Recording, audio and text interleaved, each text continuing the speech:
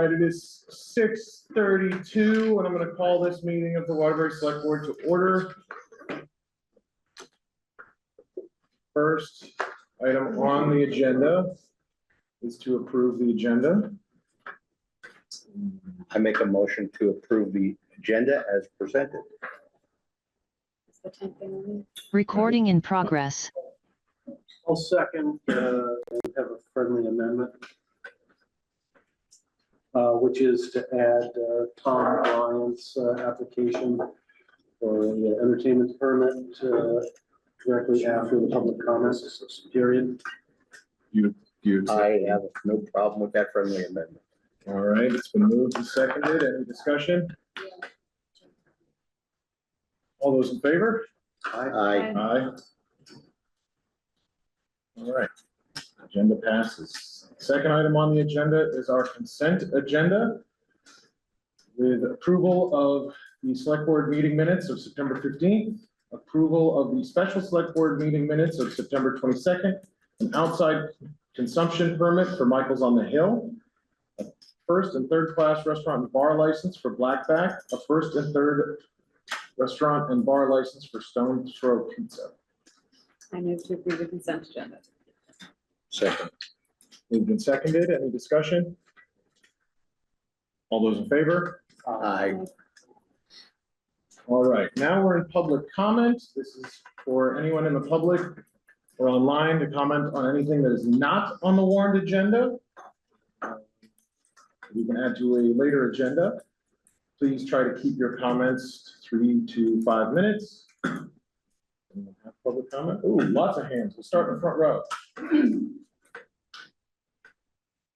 Hi, Sam Saban.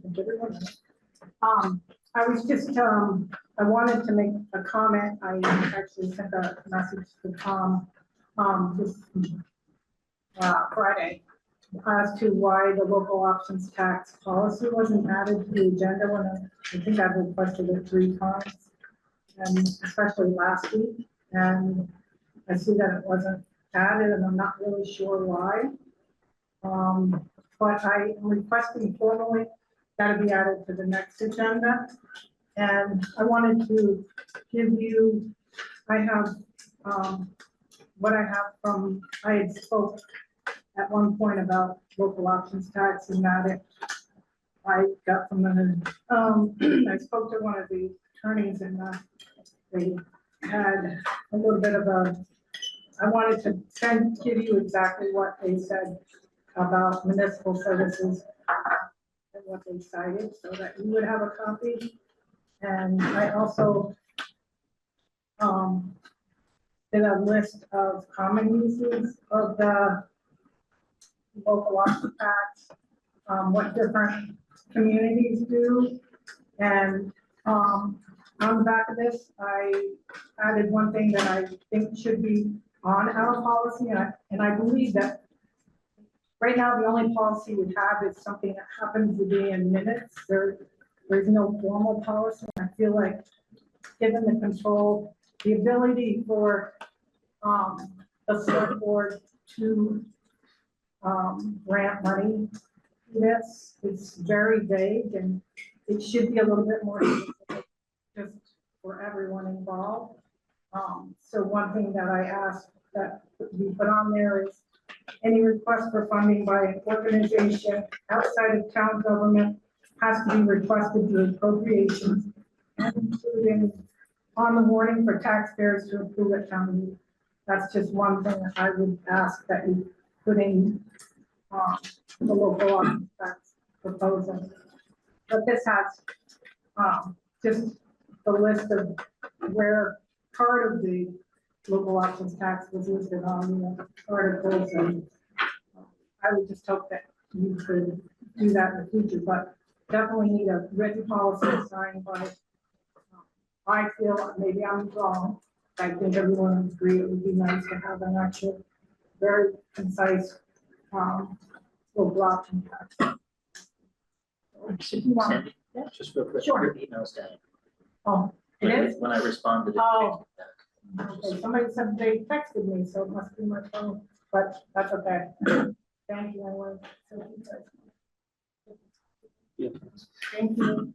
Can I make one quick public comment that I think might address what a few others might say? So we did receive a response to the RFQ about Stanley Wasson from a developer with significant experience in Vermont doing pretty large scale projects. I know there's a meeting on the 6th. I sent that to council for a legal review.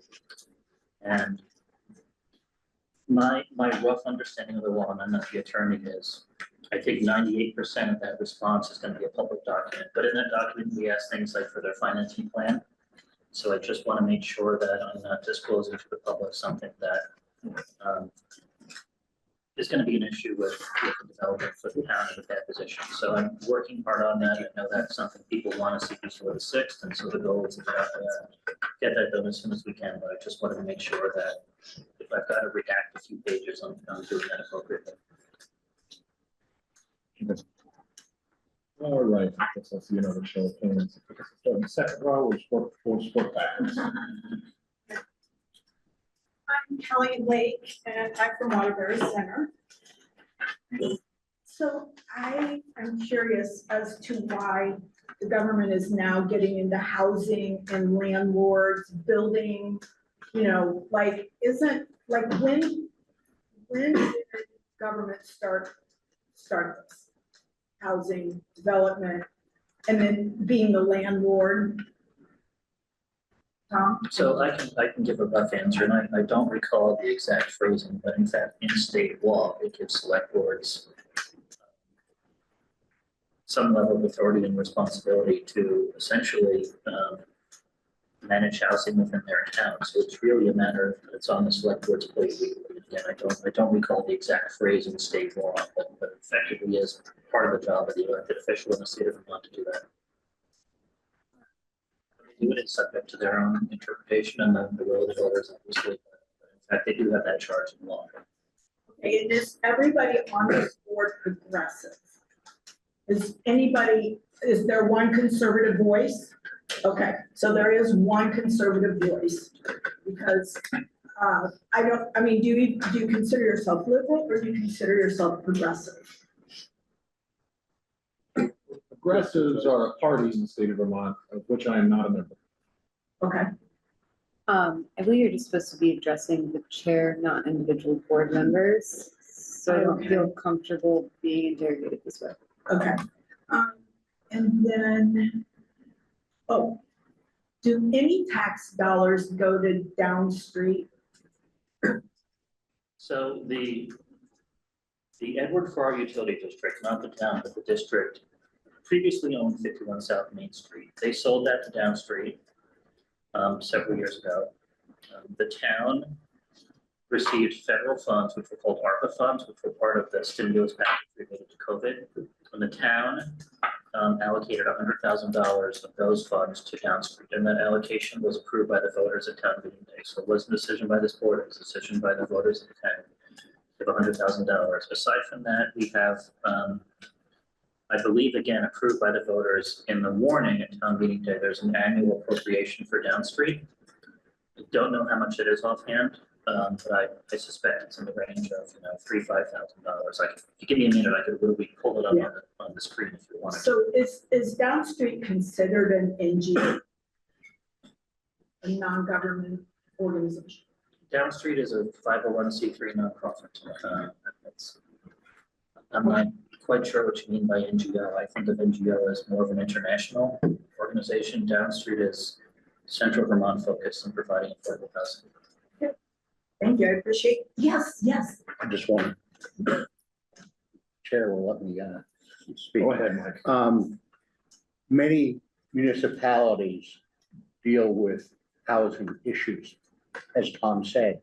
We've also heard loud and clear at town plan meetings, different planning commissions, that housing is one of the top priorities. I think housing is important, and I represent myself as, somewhat as a fiscal conservative, but I think a lot of towns will take the preview to, within their town plan to help guide. We don't unless it's a property that's owned by the town, we don't directly, develop properties. We don't want to be in the development property. That's one of the reasons why like Stanley Wasson and stuff is going through a process where outside interest.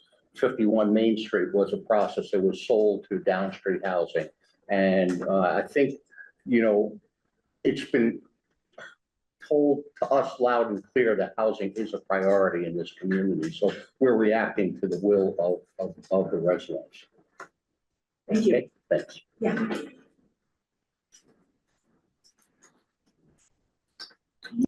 Guys want to rock the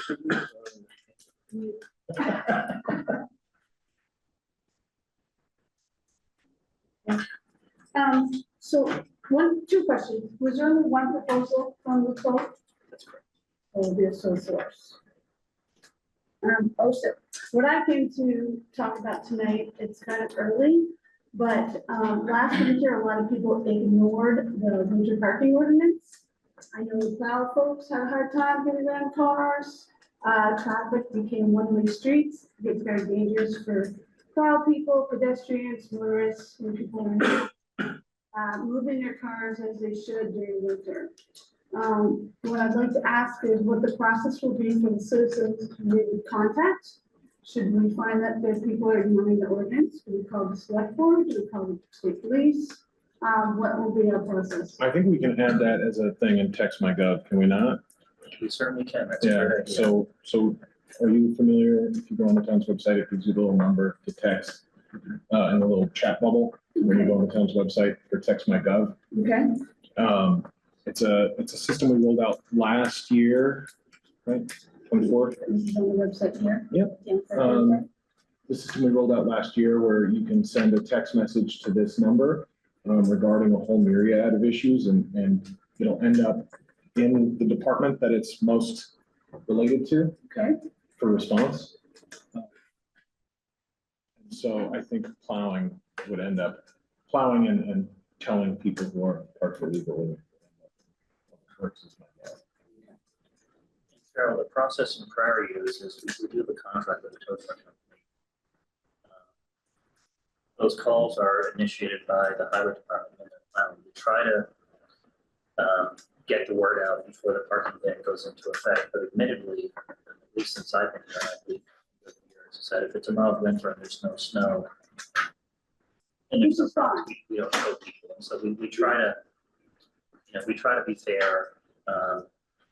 I think there were around a lot of snowed in cars last year, and I know the plow guys did as well. Yeah. And rightly so, they plowed them in, which I was happy to see, because car get plowed in, but it just gets dangerous, to have all those cars be sitting out there. Yeah, no, and it's a great point, because with 51 South Main not being available, whatever challenges we have, it'd be a little bit worse. And I noticed last year was ignored a lot, all around town, so. If I can, because I just see you writing, the Text My Gov number, do you want it? Well, I know. Okay. I Yeah. have it pulled up. Okay, no, thank you. Yeah. All right, thanks. Thanks, Sharon. Valerie?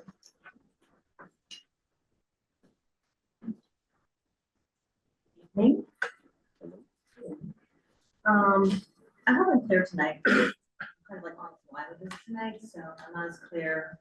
I'm pretty usually clear, so. This has to do with the Labor Day special meeting. And exchanges that happened in that meeting, I believe that, and local option tax. So I believe the chair asked for some information about local option tax monies and revenues.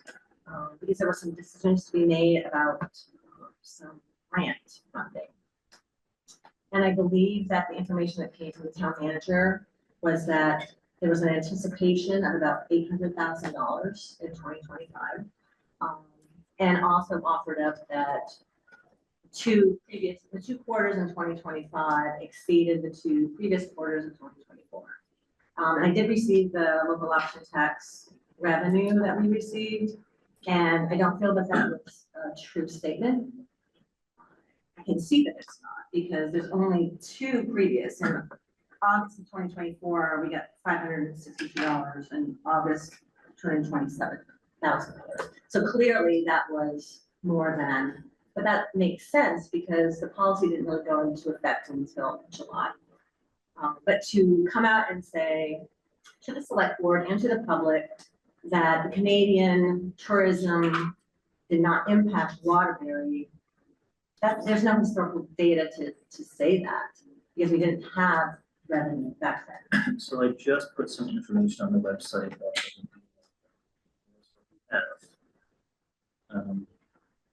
This is what we have to date. So Right. 2024, we did not get any tax for the first part of the year. This distribution, sorry, I better take a second and share this screen. I just realized for people on. Right, and the November's really. Second here. My comment and So concern this, tonight. if I might just explain real quick, so this 8/7/24 distribution was just a kind of an oddball thing. Right. But so the 11/5, the local option tax we get, the state collects it, vendors pay the state, not us. The state collects it, they remit it to us quarterly with about a 5 or so week lag. And so the November 5th, the August, sorry, I made an error. I tried to throw this up real quick. These are 2024.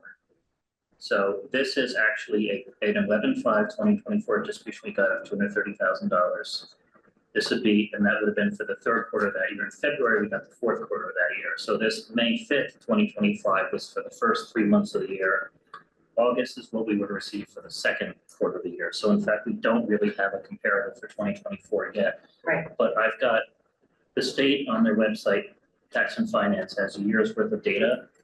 And then sales taxes paid by town. So you can extrapolate from that what it would have been had we had a Yeah, local my tax. comment and concern isn't really about the amounts. I pay this, my husband's a small business, so I know when I pay it, I know approximately when you will get it. My concern is that there's a question about how much money do we have? And the answer was 800,000 we're gonna get, and you did make a comparison saying, and the two comparable periods in 2025 compared to 2024, be exceeded, therefore I see no, that's how you get to Canadian tourism. But you couldn't even say that. You can't say that because it's not true. So my concern is that that night, the board was trying to make a decision, and the decision would be made on the revenue the town receives of local option tax money. And I rely on my select board. You rely often on the town manager to give you, that night you rely on the town manager to give you information. Based on the information, and other stuff I'm sure, but based on the information, a motion was made to give $20,000 of local option tax money for a second grant writer for Randall Meadow and for Stanley Watson. No. What do you got? Woody Allen, okay.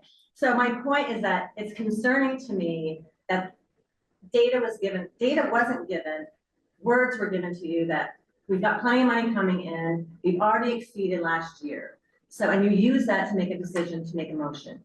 So that's my concern. It concerns me. It should concern you. So that's my comment and concern tonight, that I think that there should be more diligence in communication, given truthfulness. I mean, what you said was actually not true. It was not true, based on the data that you just shared. Let me just clarify. We budgeted.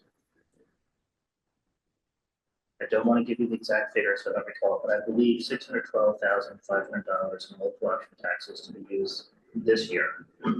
We have collected in the first 2 quarters of the year over $427,000. Historically, and I did all these comparisons and presented them before the charter vote, third and fourth quarter of the year to collect a higher percentage of their annual total. It's not dramatic, but the first 2 quarters are about 24% each, and the last 2 quarters are about 26. And so extrapolating that, plus gets us well over $800,000, plus the final quarter of the year, the state changed the law, and we will no longer keep 70% of the total collected, we will keep 75%. So I'm sorry, I don't think it was clear. I'm really not talking about the data. I'm talking about trustworthiness and integrity. I want to trust my select board. My select board trusts you. I want any information that's exchanged that's made on truthful data. And I don't think that happened on Labor Day. That's my concern. Thank you, Val. Thank you. All right, that moves us on to the addition added to our agenda. That's Tom Bryant, Max's Restaurant.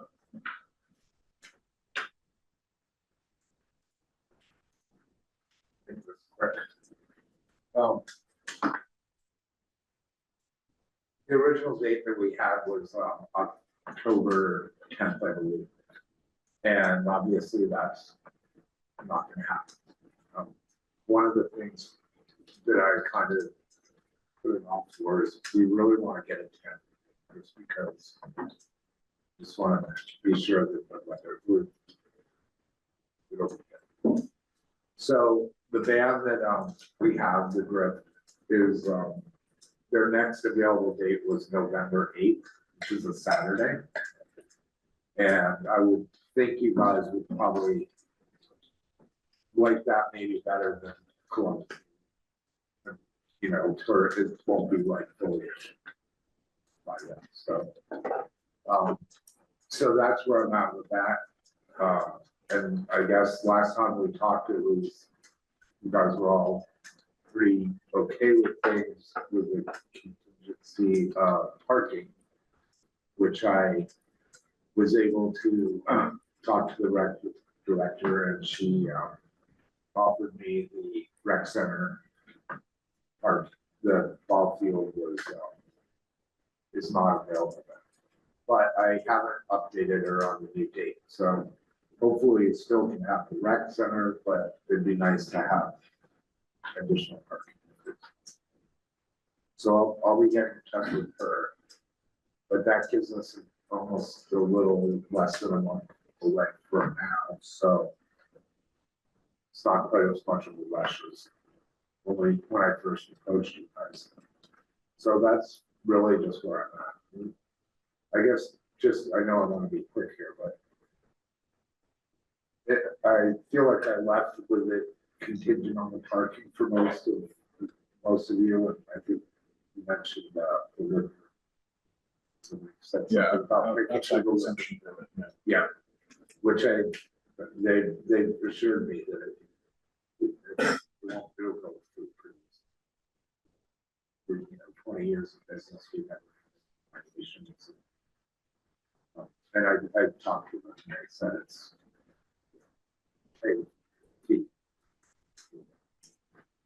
so I just wanted to update you. And I guess between now and maybe the next meeting, I could try to get a hold of it. It'll be another 2 weeks from now.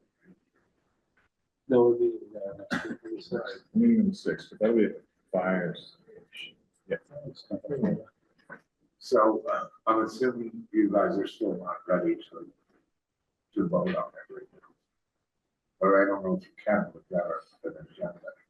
Yeah, I mean, what I would say is move the date. Now you need to secure parking for this new date. Right. You know, in the interim, you can just send in for the liquor permit and it'll be on, it'll wind up on our consent agenda. Okay, I thought I needed this first and then that, but it doesn't matter. Okay. It's just the only thing is, it's like I'm putting down a big deposit on the 10, and then the band, it's like, is really lucky to get them. We only have 3 days free in September, and they're, you know, they do a lot of money, so they're slower by November 8th, but you know, I'd like to start advertising as soon as we can. So I guess I just wanted some assurance that providing I get the parking approved and I can get the license fees that you're willing to agree to the. Yeah, I mean, 9.5 times out of 10, people's event permits are approved, right? I don't know the statistics, but it sounds pretty positive. Yeah, to so hear. unless you're proposing something egregious, you're probably going to get approved as long as you've got your permit and the parking. Because, you know, like I said, I just want to be able to. Yeah. move forward without waiting another 2 weeks or. I wish I had talked to the director before today. I just remembered it was Monday. They said I could come in. So, Yeah, and I think we granted provisional approval pending resolving the parking issue. And I also just wanted to know about the tent because Revitalizing Waterbury had to move its event, which was on Stowe Street, over to Pilgrim Park because the tent would not, they would not agree to set up the tent on the street any longer because they can't secure it adequately. And as we have heard, there was a pretty significant disaster up in Stowe last year where the tent flew down. So I just wanted to assure for your own purposes that the tent company has seen the site and. yes, I actually met with them today, yeah, on site, and because of the cement or pavement, I have to have the big cement blocks, and which is more money, but it actually fits right in there perfectly. If he's insured, he's. And he says he has to get some sort of permit too, like, from, I don't know, fire marshal or, I don't know who, but somebody in the state or something has. He said he has to get. I don't know. It sounds like you got business covered. But it's Vermont Tent Company, they do like 95% of the tents. So they, was it their company that had? I don't know if it was them or another one, but I do know that Vermont Tent Company is a reputable company that's been around for years. All right, one more. Well, go ahead, Nick, I'll go. Mine's really brief. Before, I know I would like to give consent. I would like to see some clarity on some of these issues. And if you come back to us in a week, hopefully that's all clear. You know, I think we'd be more apt to. Right. Use parking in the liquor permit and just a little, I'll have a diet, like The parking's a big issue, because I think, as you said, you're probably gonna get your liquor permit. But it would be nice to at least have that on the consent agenda, so. Right. If I may, our rec director is unavailable, so I would suggest you just reach out to Tom about the parking. To Tom. Yeah. That's fine. Okay. She felt, I mean, as long as there's not something going on, she's. Right, I'm sure really it won't be a positive. problem. I'm just saying so you can actually get a response back quickly. Right, yeah, Tom. yeah, I'll do that. Yeah, thanks a lot. Thank you, Tom. So next week. Thank you. Yeah, Okay, thank you. just remember we'll be at the firehouse. Okay, glad you pointed that out. Thanks. All right, thanks again. Thank you. All right, next item on our agenda is the Conservation Commission quarterly check-in.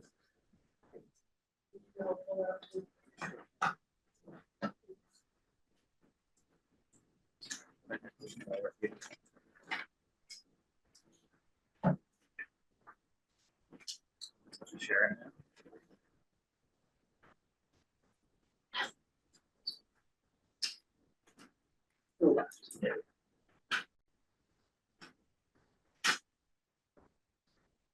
There are no budget requests this time. But we will be giving you some updates on the grant activity. Okay, so just want to remind, as a refresher, we've got 4 main areas that we are focusing our efforts on. Sorry, just trying No worries. to throw it here. You got that little AI bot off to the right. Space. Yeah. So I didn't group the accomplishments in this way, but you'll see that these are the themes. So we've got budget and funding, some mapping activity as well as community outreach, engagement, and partnerships. And we've got progress across all fronts and plans across all fronts. So the next slide is Just move this for people. what we've achieved. So we provided our feedback like other partners did to the planning commission for natural resources specifically. We also indicated that there were other areas that we want to contribute to when that time comes. We've engaged yet another round of the UVM environmental problem solving students, graduate students for the fall and into the spring. They'll be focusing on Hope Davy, specifically the restoration efforts along the banks of the Thatcher Brook with some wetland work as well. We did submit a UVM, the Leahy Institute Partnership Grant Letter of Intent, where the primary focus of that effort will be the Hope Davy restoration work. I can share that with anybody who wants to see that. Tom has that. But our intent is to pursue that grant, and it's about $65,000 we're requesting. That covers things like intervale seedlings. It covers intern resources, as well as some architectural landscape design as well. So that helps lay that out for us. We also submitted to Tom, it sounds like this year's 2026 municipal planning grant became available for us to pursue. I have drafted that, so he's reviewing that when we get that. The plan will be to submit that in November. With the focus there is back to the natural resources inventory discussion. I'll talk a little bit about that because that dovetails into the next, where I have met with the UVM field naturalist professor and Jens, and a couple of their other staff members this week. And what we're working through now is really what they feel comfortable in terms of scope for what they can go off based on the number of students they have available, and also thinking about they're using it as a very targeted project for the actual graduates next semester. So we're trying to line this up, which means that we most likely will not have full scope of coverage for the town borders. So that's why we would be pursuing the municipal planning grant, is to get back at that Arrowwood proposal so that they can fill any gaps that the UVM.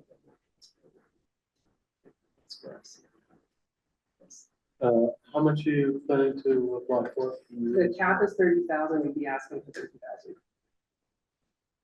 Do you recall the match percentage in that?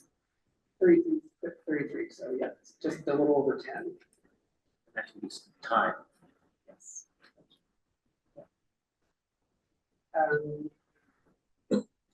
We did confirm that we're going to kick off our education series. Our plan is like seasonal. We missed the fall, but we can have winter. His name is Jesse Moore. It too will be complementary to the Shoots for Wildlife, or taking it down a level from what Jens presented. And our, again, expectation would be to continue this going forward with different pieces. Oh yes, we got marketing and design support from the volunteers, so thank you, Revitalizing Waterbury, for holding that. We have two folks that are actually working with us now. One more directly about website development, establishment for fundraising practices, and then the other lady, she does more work with copyright and content, so she'll be helpful as we get into putting content. Cool. We also are kicking off our winter and spring community event planning. So we've got a couple of our members that are really psyched and starting working with the master gardeners, talking, and they're brainstorming ideas, but where it's come around is composting and closing out the gardens for the winter. And so that will be two of our members really taking that. We also, part of that volunteer work is kicking off a website, and with our goal also to build in fundraising option. So I know that Tom's been aware of these conversations. We're working through how to make that work to receive payments, and then how to cover expenses and things of that nature. So we're looking at that right now, but our goal would be to use that as a communication platform as well as a way to generate funds. One of the fundraising events that we are actively pursuing right now, really kind of exciting, is we've got Prospect Park Middle School. Art students are crafting with themes of wildlife habitat, nature, things of that nature. The project going on, where our intent is to create a calendar and then sell that calendar to another and generate that information of records. And then the last is, at the next page, I'll go over in more detail. I did draft some changes to our bylaws. I'm not really sure what your process is for bylaw review and approval, but I put it here. And specifically speaking, of attendance policy, we want to add to that. So the next slide can get into that unless anybody has any questions about.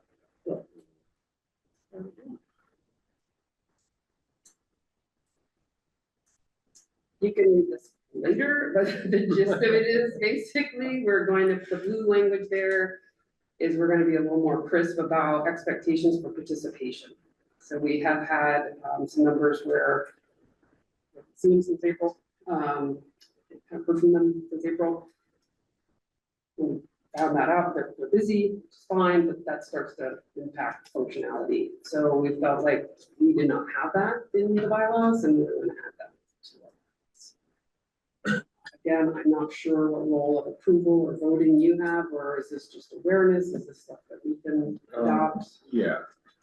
We would need to adopt that, and for anyone who volunteers in town government, serves on the board, if they don't show up for the meetings and then their position comes up for the establishment, say no. And this one will be 3 years from now, so we're not gonna wait that long. We need a body. But, so this is more about someone is on their term, but we run into quorum issues if they don't present, because then we can't vote on things, because they're not participating. And we do have other folks in the town that have expressed interest to be on the board, so it really creates a dynamic where. And, sorry, your board participated and is okay with these changes? Absolutely.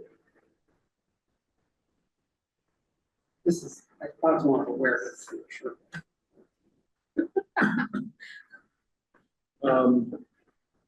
I didn't know there My was any. concern is that the chair is not a president, right? So written notice from the chair would be weird. You need written notice or a 51% vote of your body to do any anything involving a singular member, right? Like voting someone off the island. The chair couldn't just remove someone from there, right? And So- I think there is a provision, no, there's not. Not for constitution. Right. So that number 4, Well, just says that the yeah, chair is gonna send a letter, but the Correct. whole commission by majority vote has to recommend Correct. removal. just removal by us. Okay. Reappoint. What I will say in my time here, I think 2 years ago, we established written application for people who want to sit on volunteer boards. And my advice is, I think this is a great conversation. Many other towns, I'm sure, have had this concern. My advice to the select board is create an attendance policy for volunteer boards. You might want to just create one for all volunteer boards, not something you need to.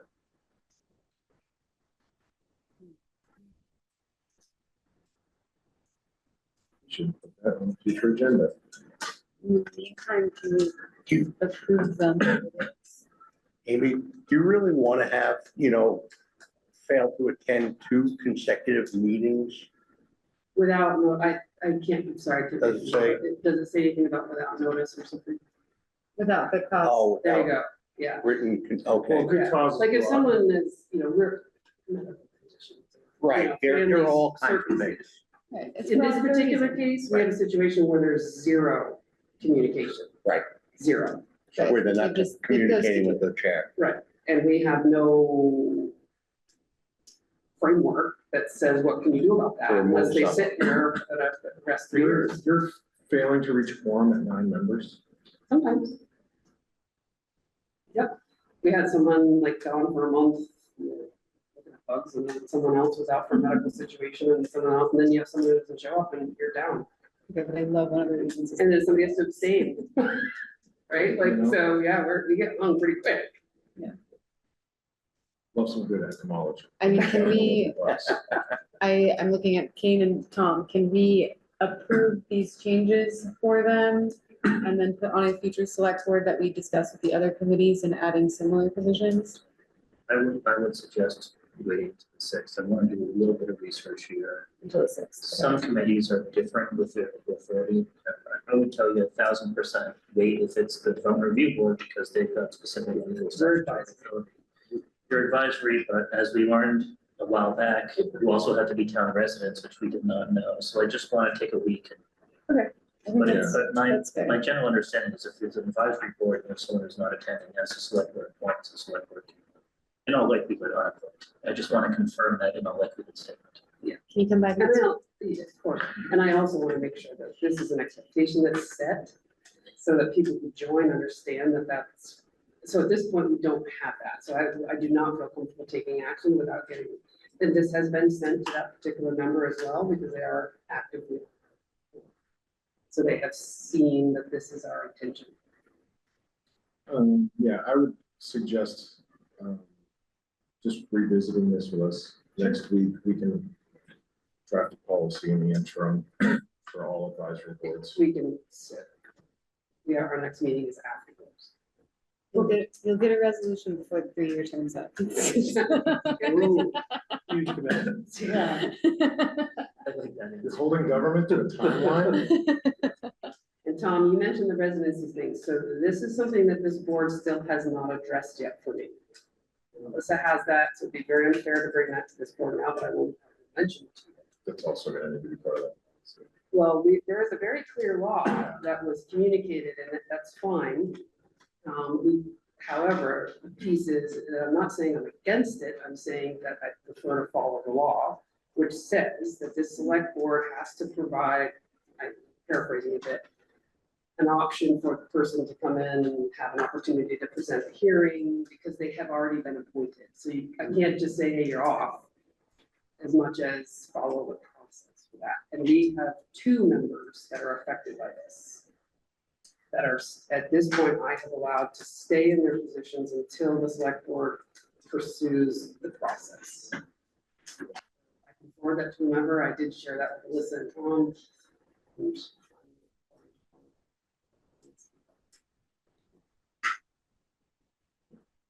Starting to pile a lot of stuff on the 6th. Whenever you need. I think this is completely reasonable and we can revisit. I mean, it's definitely the problem with that with folks who live just out of our town line serving on boards is not unique to the conservation. So we can definitely revisit this next. Okay. All right, thank you. And then the next one is just a matter of what we got coming up, so that one, I want to make you aware of some of the some of them. But we have more specifically, the grant activity is going to happen in November for both UVM submitting the actual grant application then, as well as the municipal planning grant for our next quarterly update. So I'm sure there's any concerns there. And then again, all the things that we started this last quarter, we're going to action.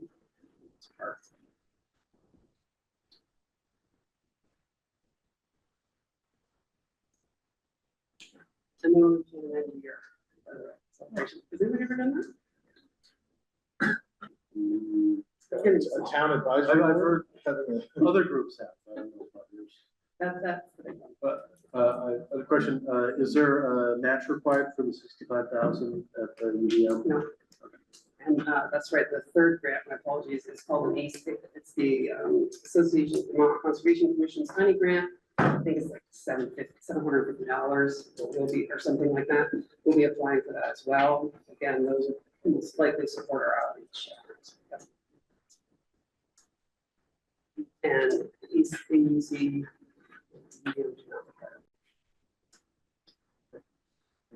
How active is ABCC?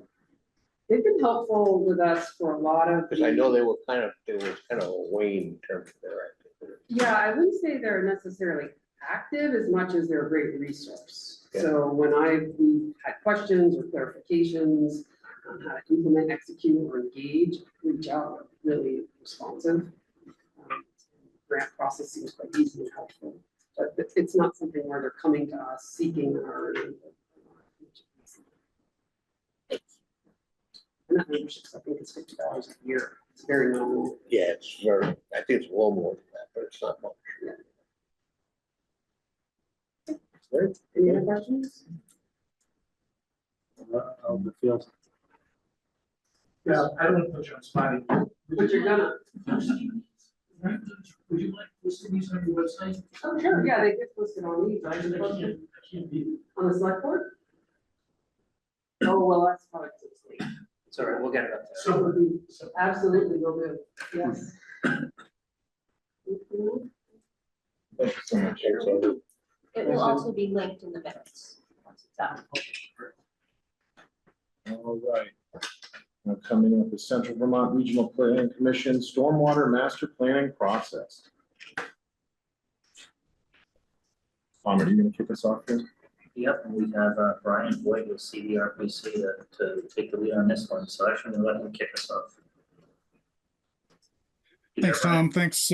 Yeah, my camera does not seem to be cooperating, but can you hear me? I missed him for a second. Brian, you there? Yep. There was waiting to like paint somewhere. I think he stepped away. Text him. Chat.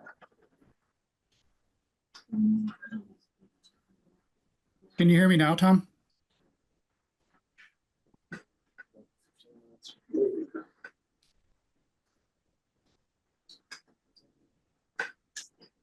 Can you hear me, Tom?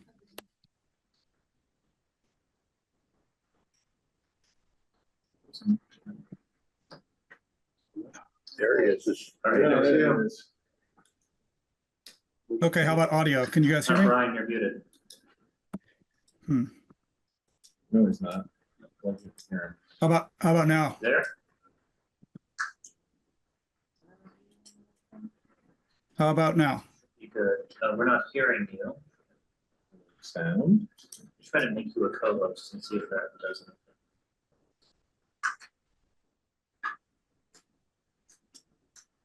I can hear him online. This is Ann, and I can hear Brian. Can anyone online hear us?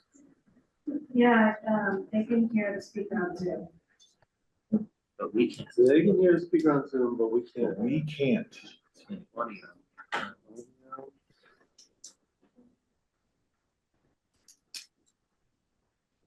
We're normally the L.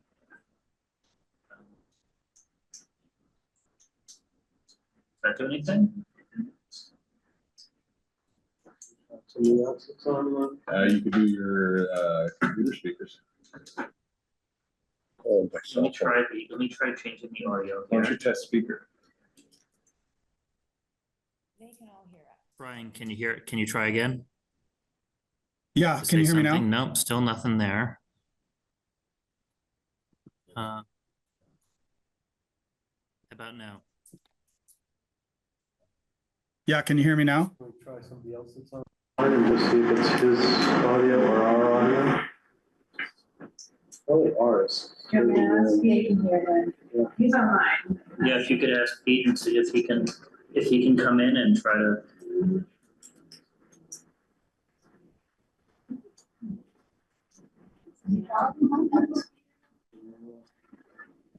He's muted.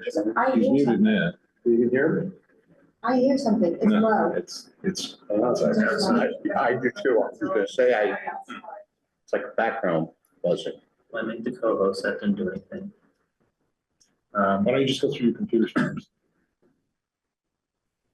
So you go to audio. I tried that. Oh, did Yeah. you? Didn't do anything different. Show. Brian, do you want to just try logging off for a minute, coming back in and see if that changes anything? Yes. Sure. We'll wait for you. If that doesn't work, you can try this phone.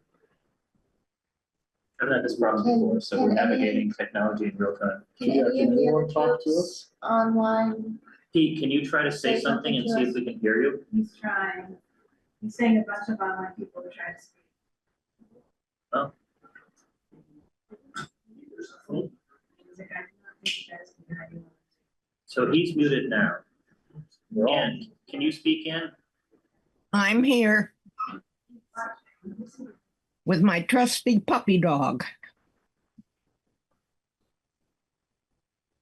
You can hear us, but you can't hear them. I love technical difficulties. We're legally required to use technology. Can you hear me? This is Pete.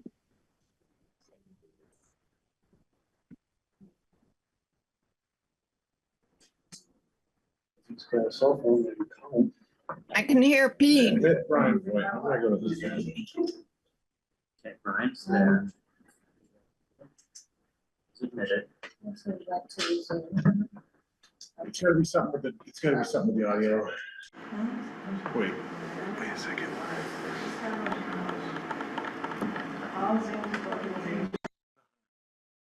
Can you hear me now?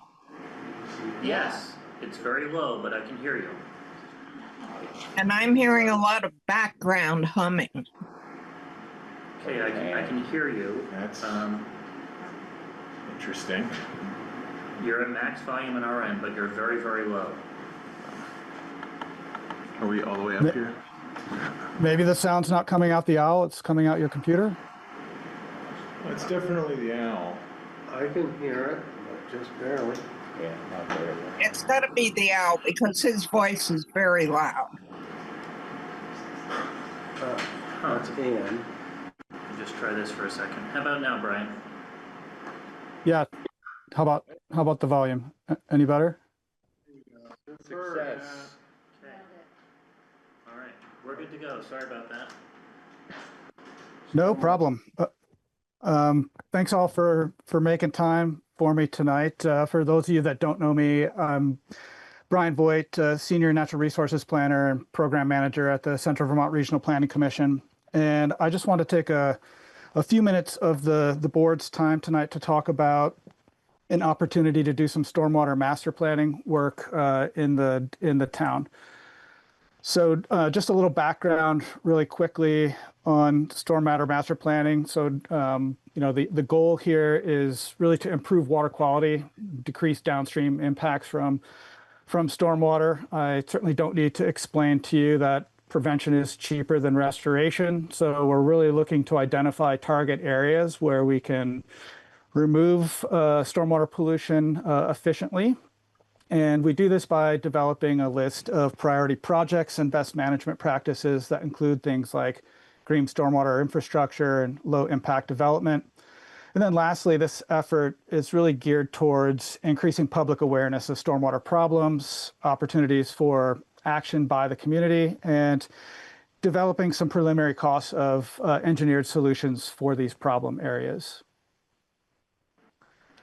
So the Vermont Department of Environmental Conservation has supported an urban watershed management coordinator since the late 1990s, and their work has largely revolved around implementing stormwater master planning throughout Vermont.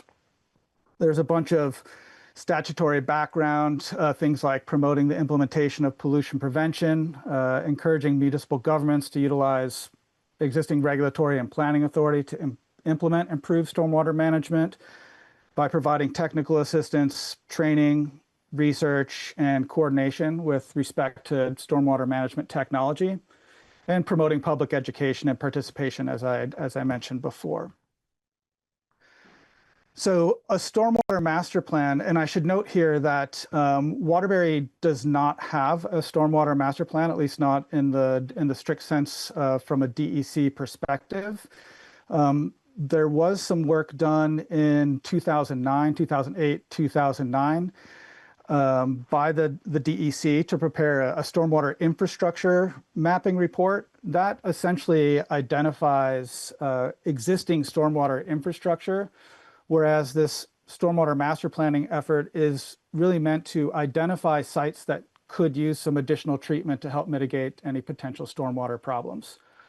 So the process for completing a stormwater master plan is that a consultant will collect existing data.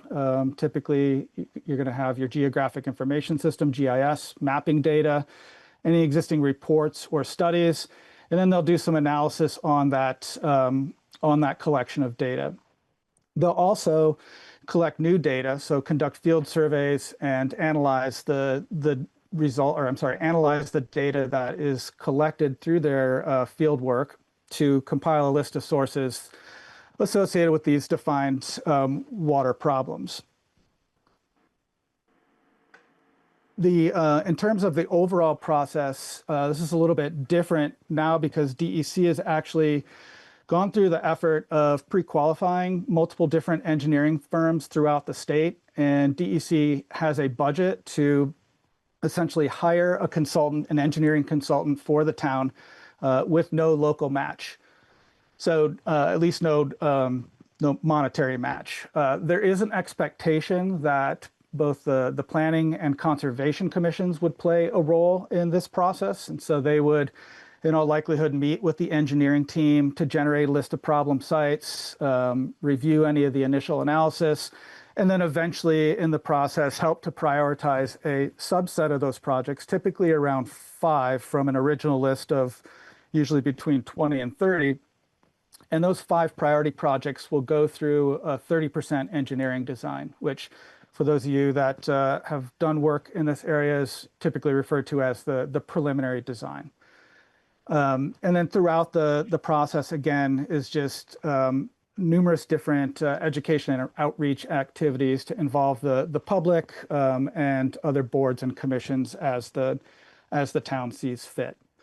So my ask tonight, I think, is relatively simple. It's essentially asking the select board to essentially agree to move ahead with this process. And as I mentioned, DEC has already pre-qualified a set of engineers. And so if you decide to move forward with this, I'll reach out back out to my contact in the Water Investment Division, and he will issue a request for proposals from those pre-qualified firms. Then based on the responses that he receives, he'll identify the engineering firm. The town and CVRPC, neither of us have to do any sort of contracting. We're not responsible for the RFP. That's all handled at the state. And once the engineering contractor is in place, then we'd reach back out to the town to set up some dates for, again, interfacing with the Planning and Conservation Commission, as well as municipal staff as need be. So that's sort of the background. I'm happy to answer any questions about the process or why we want to do this. I have a few questions, Brian. First question, is this, in your judgment, more of a Waterbury Center focused effort, or is it more of a developed area focused? It could really be either. And typically the stormwater master plan encompasses the entire town. Okay. And then the second one is that, are we looking at stormwater more from a, is this more about reduction in stormwater velocity, flows, all those things, or is it more about phosphorus reduction, or are both factors part of this analysis? So it's primarily the first, really trying to reduce stormwater runoff generally, and to in places where there are stormwater problems, to deal with them as effectively and cost efficiently as possible. Of course, phosphorus reduction would be a byproduct, but unlike Tom, the other program that we've talked about that I run, the Clean Water Service Provider program, phosphorus is not the main priority for this. Stormwater, generally speaking, is the priority. Okay, and then just, I think for the benefit of the public, could you maybe give a few examples of other projects you've seen in other municipalities that came to fruition, and just so I think people understand something boots in the ground, what it might look like a few years from now? Yeah, sure. So we did a stormwater master plan down in Waitsfield and identified a number of priority projects down there that resulted in things like um, a rain garden in a parking lot. It could be so that's an example of a green infrastructure project. It could be other sort of landscaping and landforming to direct stormwater flows to existing infrastructure. It could be something as big as replacing a culvert. Thank you. Thank you, Brian. And then Brian, when it gets to the implementation, would that require funding from the municipality? In terms of building out a project, you mean? Yeah. Yeah, so this will get the town to a 30% design for those priority projects, and more like a back of the envelope design for some of the other priorities that don't make the final cut. And then after that, it's really a matter of if it's a major priority for the town. Obviously, there's nothing stopping you other than limited funds from going through the implementation yourself.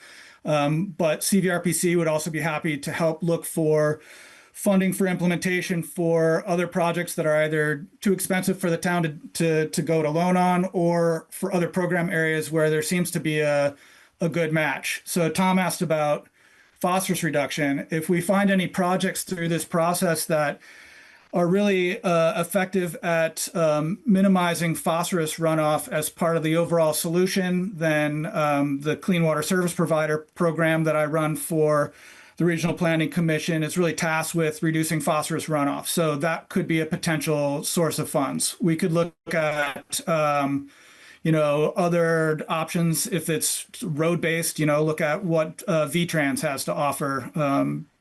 So there's no implementation funding per se, but this gets you a pretty decent way down the path of towards that implementation step.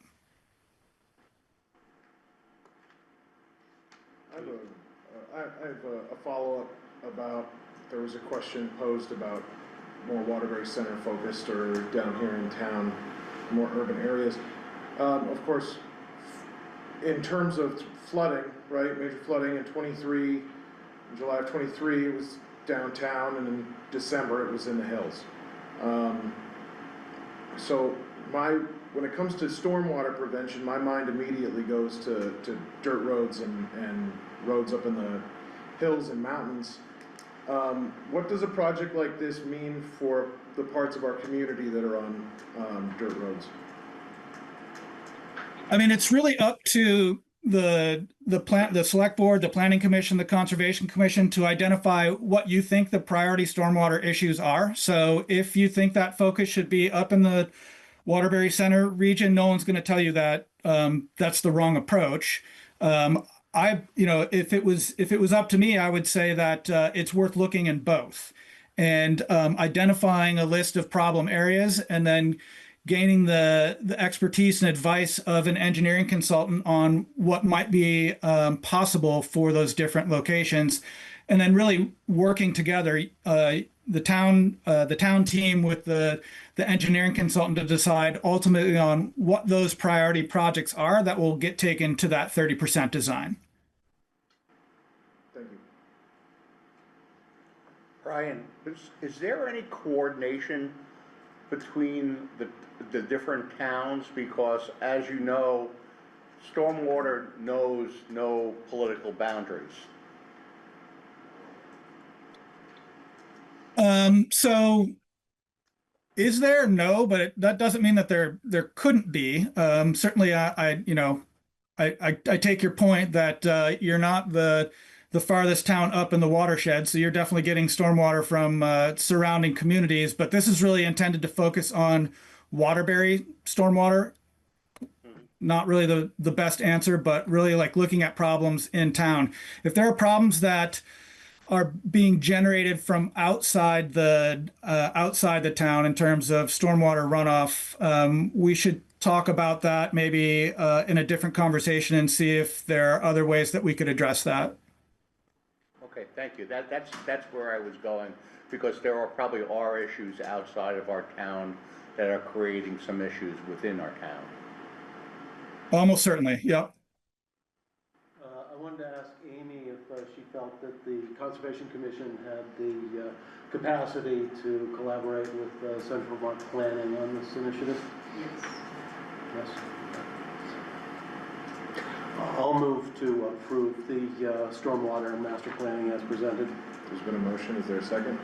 Second. There's been a second. Discussion?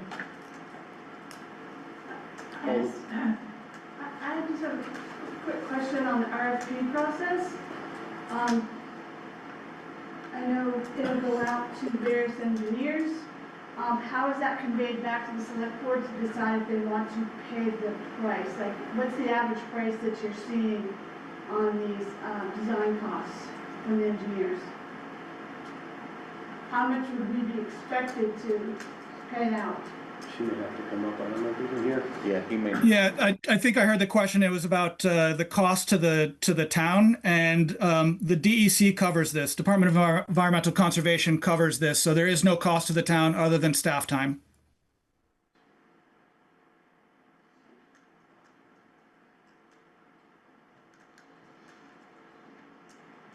So Brian, I deal with a fair amount of stormwater. Had my frustrations with it because a lot of it ends up in failure. It's a high maintenance type scenario. I've always been concerned about the amount of sand an average town puts on the roads in the winter. The town of Waterbury typically uses 4,000 cubic yards. I've always been concerned about how much of that ends up in the brooks and streams. A lot of it gets plowed off into the ditch, and when the rains come, it ends up in the brooks and streams. Are you suggesting that some of the focus be on putting some type of sediment type collection pools in our ditchways where possible? And I guess what I've seen in the past, there's a lot of money spent on these efforts, and then you get a storm like we had last year that washed 50% of the ring road down into the Winooski. Your gains are swept away in one fell swoop times probably 1,000. So I'm wondering if the costs justify the means at the end of the day, and how do you follow up with the maintenance process after these efforts have been implemented? Yeah, thanks. So to your first question, I'll leave it to the engineers to decide what kind of structures fit the priority problems that are identified. But your example could be one potential solution. But again, it would have to really fit the scenario of the particular location. Now, this is essentially a data collection and analysis effort coupled with the identification of some priority projects. So the projects themselves don't get implemented as part of this process. We'll get some 30% designs for at least 5 priority projects, and then it's really up to the town to decide how they want to proceed with that. And like I mentioned before, the Regional Planning Commission is happy to help with identifying potential grant funding that could help cover some of that cost, and or helping to work through the implementation phase. Now, typically when these projects are funded with public monies, certainly with state funds, the project sponsor, in this case, it would be assuming this is on public property, the project sponsor would be the municipality, and they would sign what's known as an operations and maintenance agreement that outlines their expected operations and maintenance activities to keep any installed structures in functioning order. So do I drive around with a clipboard and assign gold stars and ugly check marks. No, it's really up to the town. Once you've signed on to that operations and a maintenance agreement, you're essentially committing that you will do the work that's outlined in said agreement to keep the management practice functioning. So that could be hiring out a Vector truck to vacuum up any sediment in a catch basin. It could be vacuuming sediment off of stone line ditches that were stabilized for whatever reason. So it's really, again, project specific and management practice specific, the type of maintenance activities that go on. But that would fall to for the most part, that would fall to the town to make sure that work occurs. Thank you, Brian. All right, we have a motion and a second, and we've had discussion. All those in favor? Aye. Aye. Aye. All those opposed? Motion passes.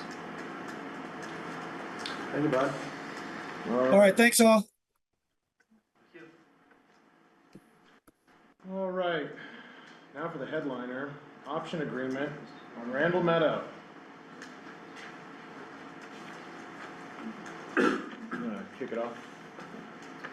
Sure, this is an option agreement to buy Randall Meadow, which I think we all generally know the parcel we're talking about. This is something that is required to be in place for the community development block grant application for $4.25 million that we are applying for, and that is due at the end of the day tomorrow. So if you don't approve the option, I guess I spent a little bit of consultant money and a lot of time and energy for nothing. So I hope you approve it. It is an option. So if we later on find something at the site that gives us a lot of pause, we don't have an obligation to purchase the land. It's just an option. And as I understand it, if and when we purchase the land, it's like $100, right? Yeah, the legislature said to transfer, so we put $100 in there, I think, just to. Yeah, just to say that there was money, yeah.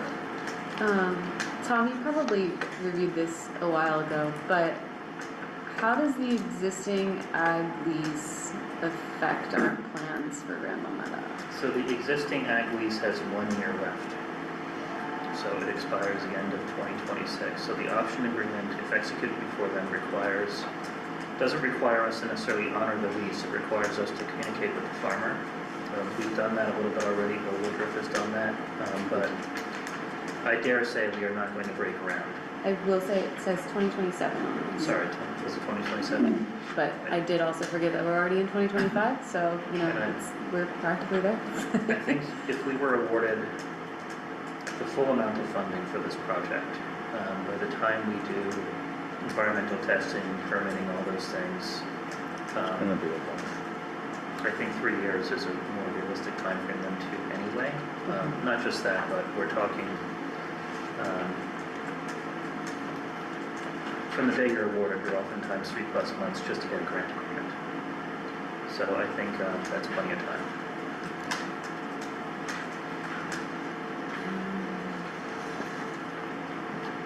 Any other questions from the select board? Any questions from the public? Yes, but you gotta come up. That's the deal. For any hazardous or environmental or any other waste product that's found after the fact, I don't see a protection here, and I wonder if that has been raised or discussed. In my experience, usually what you'd agree to, my watch, their watch. In other words, anything that was located that was hazardous, an environmental problem, before the date we took control, the state would be responsible for. Anything that was put on the land after the fact, we would be responsible for. And I think they get close to it here in this agreement, but I don't think they get all the way there. And I'm wondering if that's something you want to think about. I think that's something for a purchase and sale. There is a provision number 5 about hazardous material. It doesn't quite get to my point though. Okay. So that's why it's close, but not quite. That's why I raised it. And I appreciate that, but to Tom's point, I think that would be something that, because right now, just this, it's still their problem until we actually purchase. Right. Right, because it struck me that all we could do is terminate the agreement right now. We couldn't. Right, so like if we find it, then we're like, oh, that's too messy, bye. so we have that option But in as here. long as we can get it in a purchase and sale at some point. Okay, Can I move to approve this option purchase? Been a motion, is there a second? I'll sign it. Any discussion? I'll add that we are so much more closer than I thought we'd be at this time to getting the Randall Meadow issue put to bed. I know we're still a couple of years out, but getting this far. We don't have funding yet, so. Right, Well- we need the money. Right. We got part of the paperwork done, Yeah. so that's encouraging, so thank you for that. All right. All those in favor? Aye. Those opposed? Those abstaining? The ayes have it. Motion passes. All right, moving on to, are we ahead of schedule? Way ahead. Way ahead of schedule. This is gonna be so jealous. Ahead of schedule, we're moving on to Select Board and Municipal Manager updates. Anyone want to start? Kick us off. Mike? Well, Amy gave us a really good update on the Conservation Commission. I'm sorry, because of various health things, I've missed a couple of meetings, and the DRB is, they haven't met all that much, so there's not much to report. I think some of the things that has worked is that the zoning administrator is able to handle a lot of the things as minor, and plus we just haven't seen a big development, season. There hasn't been a ton of development in Waterbury in the last year, so there hasn't been a lot of permits.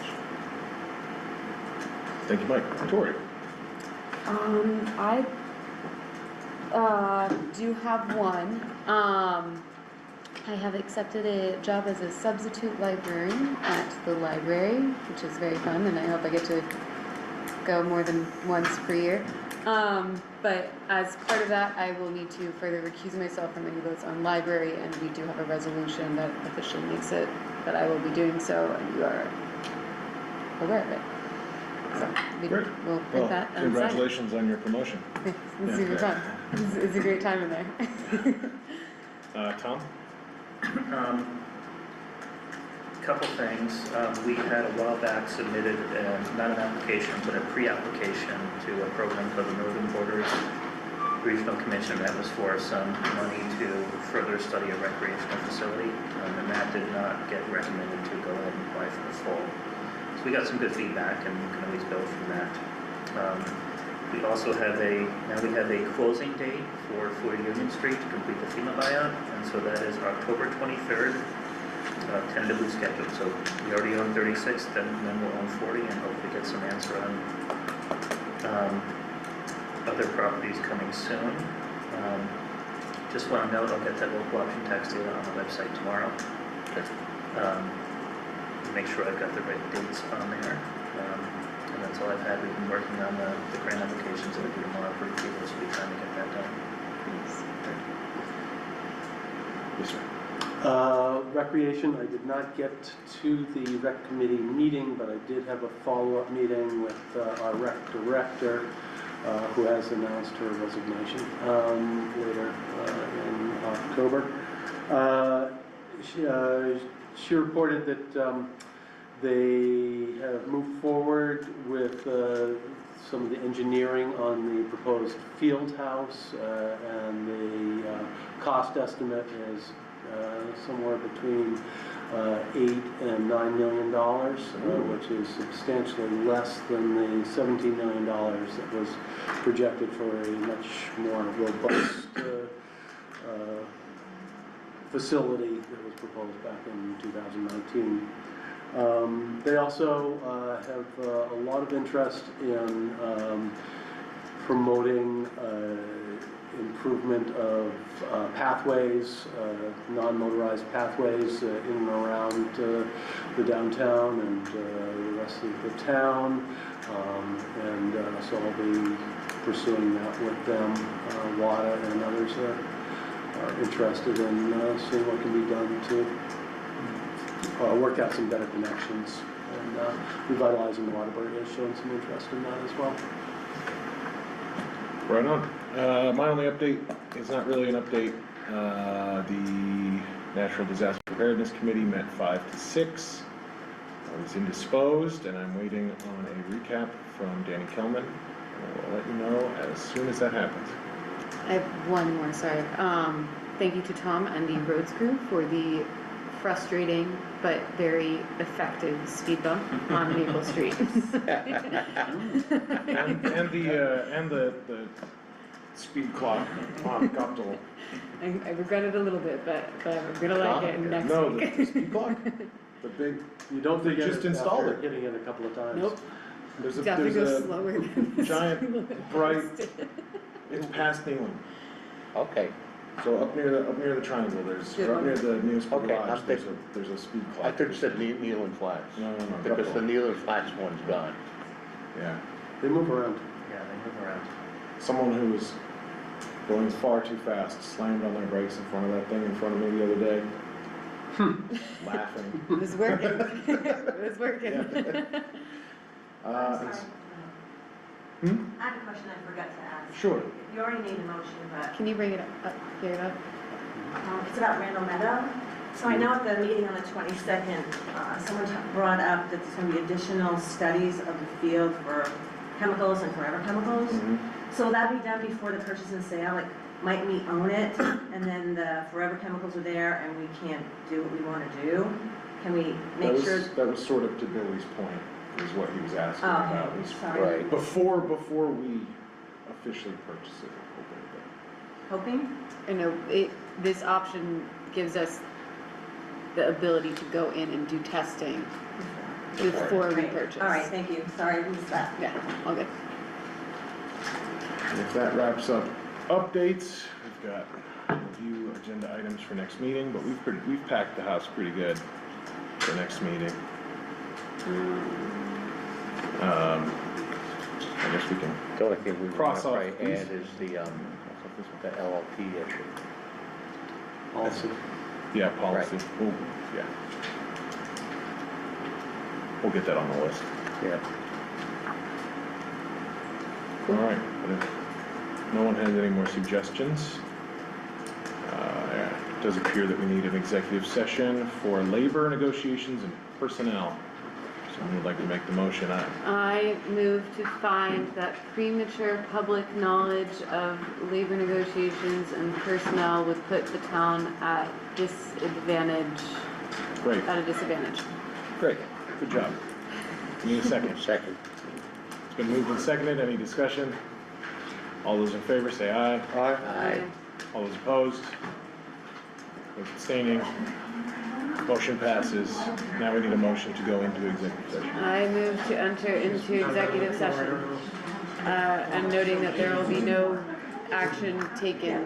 Need a second. Second. All those in favor? Aye. Aye. All those opposed?